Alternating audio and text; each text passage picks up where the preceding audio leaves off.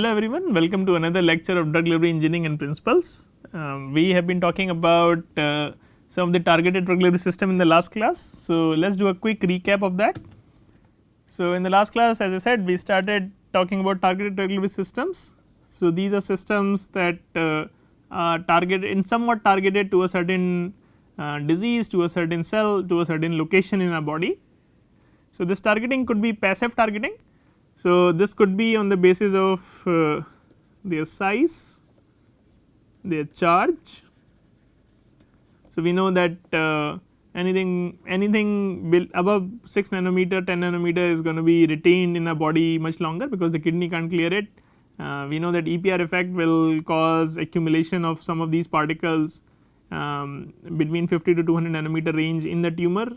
We know anything above 200 nanometer gets filtered out by the spleen. So, we want to target spleen, maybe we want to inject something that is of that size range of 200 to 500 nanometer, and similarly to other organs as well, lungs and liver also have certain size ranges that get accumulated in those. Similarly, charge is another factor that can cause targeting to let us say a region which is quite a lot of ECM extracellular matrix, which is maybe negatively or positively charged. This could be a property that maybe is related to the pH of the local environment. So, all of these are sort of physical factors that can be modulated, but are not extremely specific to a certain target. And then we talked about active targeting, which typically involves conjugating some sort of protein ligand, your carbohydrates, as well as let us say lipids, and these are specific for a certain receptor.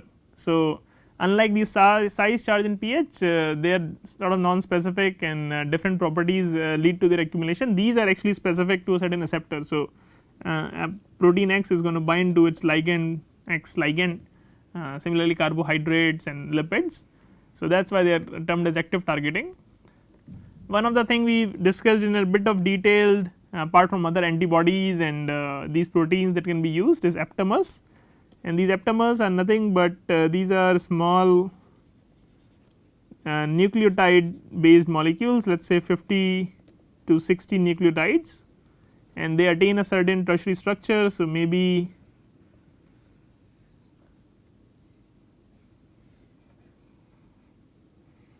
something like this is attained due to various bonding that is happening between these nucleotide sequence, and maybe this has a binding site just by its structure, its tertiary structure to a protein, and so that way you can have targeting. So, we discussed about aptamer, we discussed how we can find these targets as well as use them in vivo. Then we discussed pros and cons of these targeted delivery systems. So, pros are of course that you make it specific for a certain target, and cons are basically what is observed in the literature, that not a whole lot of it is actually being used in the clinics, because maybe the targeted drug delivery systems are not working as well. Maybe they get masked by the protein adsorption, maybe they change the pharmacokinetics completely and it is not going to its original target, but whatever is the reason, they are not, even though a lot of research is being done on it, substantially lower percentage of that goes into the clinic compared to non-targeted systems. Okay. So, in this class we will talk about a paper. We will discuss this paper, which is titled "A DNA non-robot functions as a cancer therapeutic in response to molecular trigger in vivo," and this is a paper that looks at this DNA nanotechnology, very similar to aptamer, but at a much complex and a much grander level, and let us see what it does. It actually also uses aptamer, and we will come to that in a moment. So, so this paper is developing a robotic DNA nanomachines that act as intelligence system for drug targeting using DNA origami.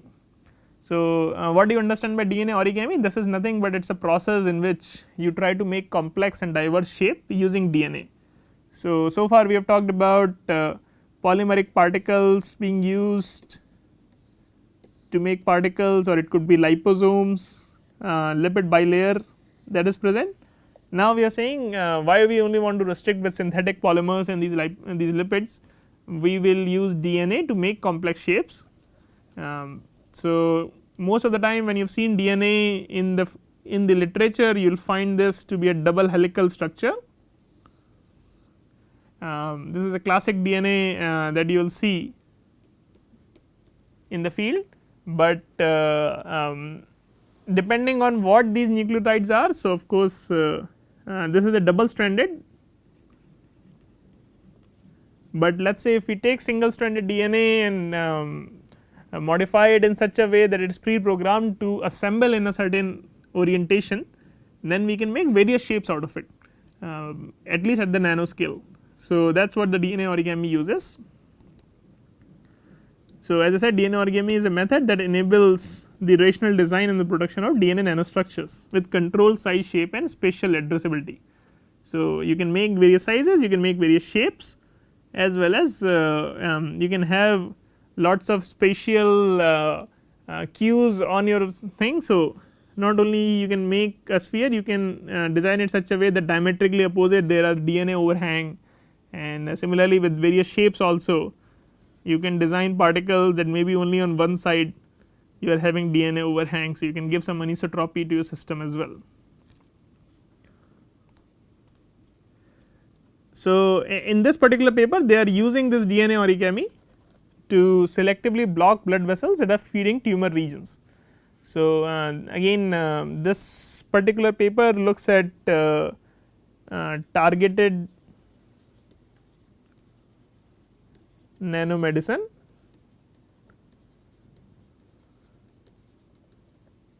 for tumors, and let us see how they are doing this.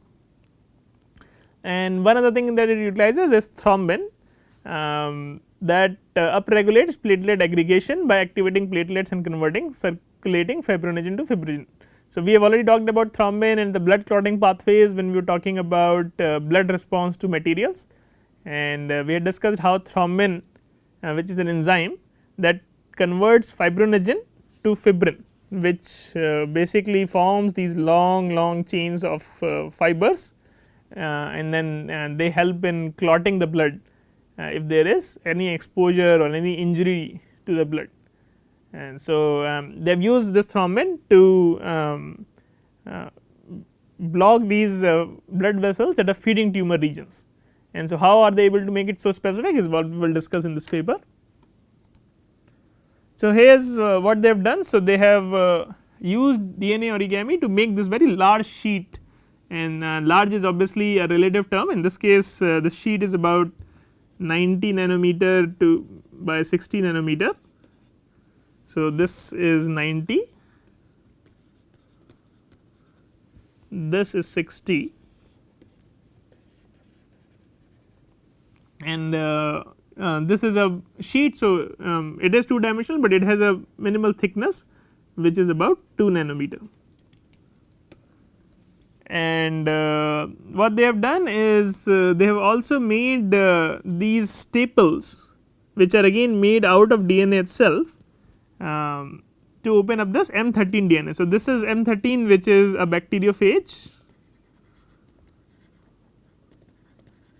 this is a virus DNA, and they have used these staples which have homology to this M13 DNA, and that has just opened it up and actually pinned it down as this this sheet. So, that is the original structure that they started with, and then what they did is then they modified the structure further. So, again this is the whole sheet, you can see all these staples here, and there are also numbers to show where is what.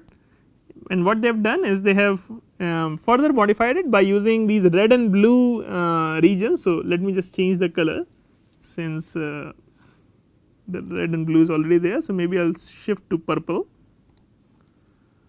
So, what they have done is they have used these red regions as fasteners for forming tubular structure, And when I say tubular structure, they are actually in their paper trying to roll the sheet up and form a tube. So, basically a structure like this is what they are aiming for. So, if you open it up, it is going to become a sheet like this, but if you then roll it up, it is going to turn into this tube. And so, they have put these red and blue fasteners which have been used to form this tubular structure. So, they again have some homology with each other. The yellow is incorporated, which has binding sites for thrombin. So, this is this all these yellow sites that are present, they have certain single strand DNA overhang, and they have somehow modified thrombin in such a way that the thrombin can bind to these single stranded overhang of this yellow region. Then what they have done is they have put some green strand as well. So, again these are all DNA sequences which are slightly modified with each other and have very different applications, but all of these green sequences, these are there to act as targeting strands. So, they will bind to a certain target which they feel that they can tap into in the tumor microenvironment. And finally, the magenta is the imaging strand. So, they, because it is a research and they want to see what happens to the system, they have also added these magenta strands which are something that are bound to a dye, and that can be used to track where this particular nano sheet or nano tube is going. Okay, so let us see how thrombin gets attached to the sheet now. So, what they have done is they have taken thrombin, it is a protein, and protein contains lots of amino acids which have amines present on them. So, they have taken this amine, they have modified it with a maleimide group. So, they have added a maleimide group as you can see here, and here is a maleimide group, and we have talked about how maleimide group is extremely efficient in binding to your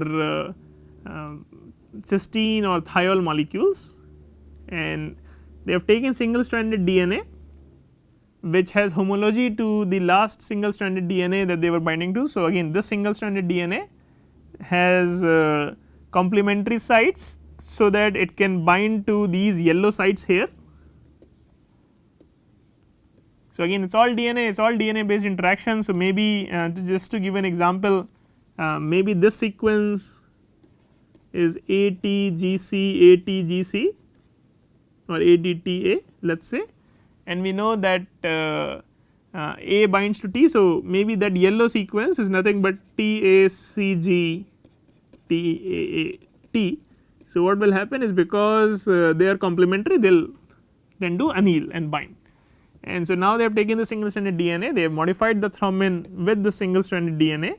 So, they are getting a thiol DNA conjugated now which is single stranded, and that is how they have went about doing this modification. So, here is their initial data. So, they are saying first of all that thrombin was successfully modified with the single stranded DNA. So, here is their page gel.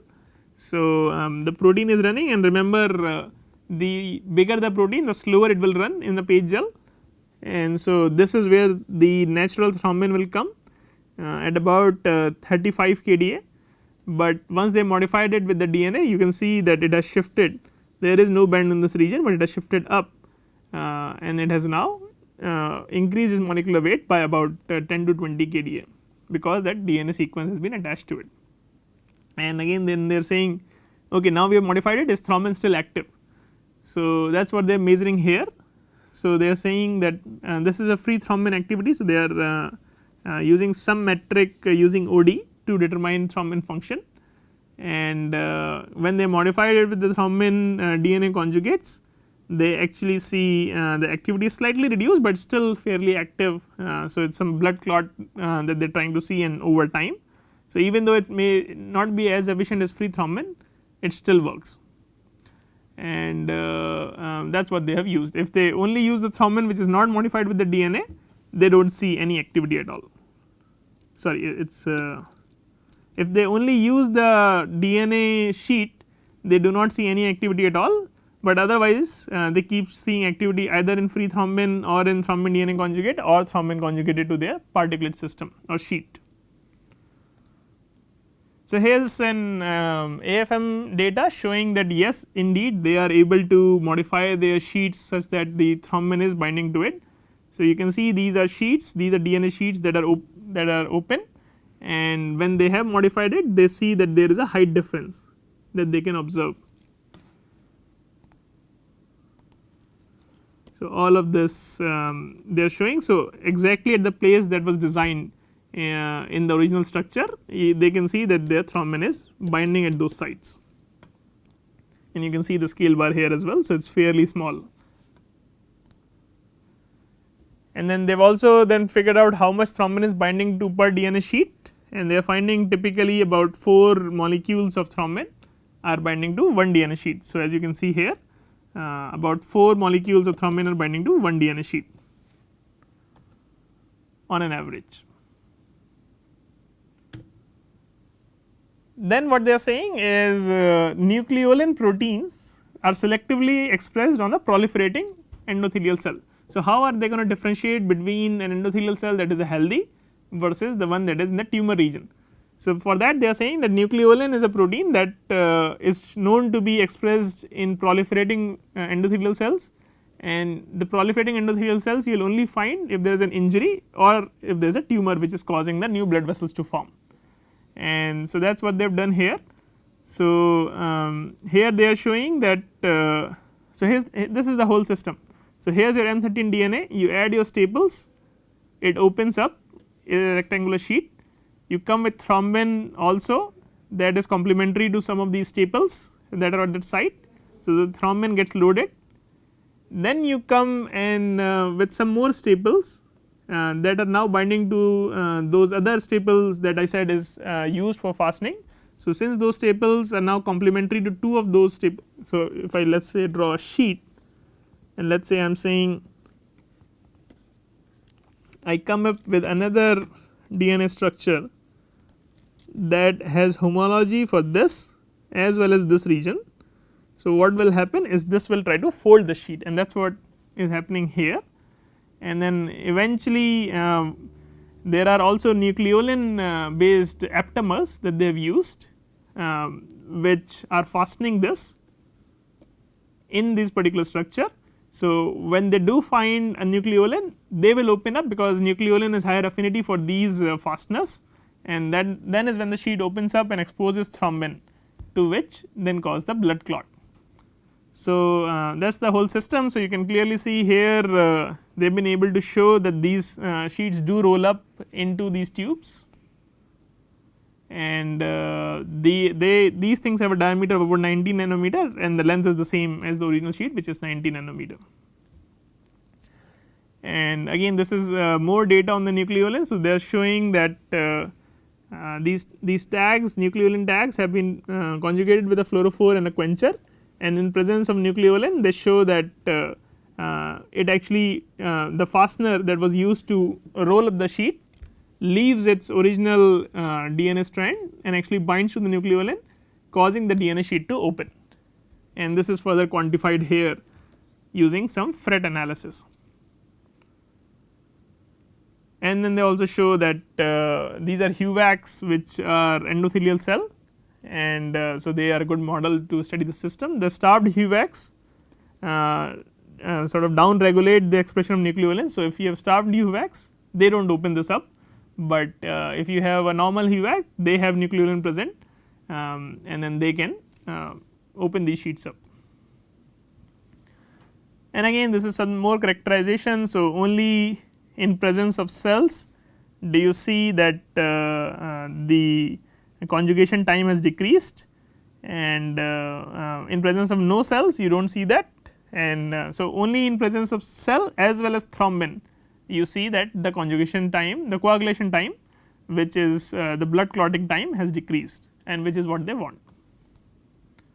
And then they went ahead and used a mouse model, in this case a orthotopic tumor model, and here they are showing that this tumor model is successfully grown first, and then once you inject these therapies, they are causing this blood clot. So, you can see now that all this is necrotic region, this is histology showing that these vessels that were feeding this tumor vessels have been blocked by their nanorobot, or in this case the DNA sheets. And they have used various kinds of staining. So, in this case they have used an endothelial cell marker which is CD34 stained here, and these nanorobots effectively bind to these tumor endothelial, as is evidenced by the co-localization. So, you can see CD34 and your so all of the stain is CD34, and all of the stain is the nanorobots in green, and you can see that they are merging very well. So, that means that these particles are going and binding to those vessels that are feeding these tumor regions. You can use an antibody specific for CD41 on the activated platelet surface. So, in this case the figure E is showing that. So, they are showing that they have activated platelet surface as well as the histology, and then they have quantified the signal. So, they are saying that only in presence of an targeted nanotube you get this specific result, and then finally they have looked at the tumor volume. So, you can see that the tumor volume when they have delivered their therapy is much lower compared to anything else, any other combinations they have tried to deliver. Same with the tumor weight, it is much lower in case of their therapy versus just PBS or other controls, and the mice also survive for much longer. And then finally, in a B16F10 melanoma mouse model. So, these were all done with the nude mouse. So, there is always a question whether how good these nude mouse are in terms of representative of what happens in humans. So, they have used a melanoma mouse model itself, and they actually get even impressive result where they find that when they use the therapy the tumor volume is almost none, and anything else that they try does not really do any effect on the tumor volume itself. And finally, the survival of the mouse is much better. So, most of these mice, if you give traditional therapy or no therapy, they die by 22-23 days, but if you have these nanorobots that are being delivered, they live twice or much more longer. And then the metastasis, which is basically the spread of the tumor, is also very low when we have these particles being delivered. So, in this case they are just measuring it by liver weight, and they find there is no change in the liver weight, indicating that metastasis has not happened in the liver.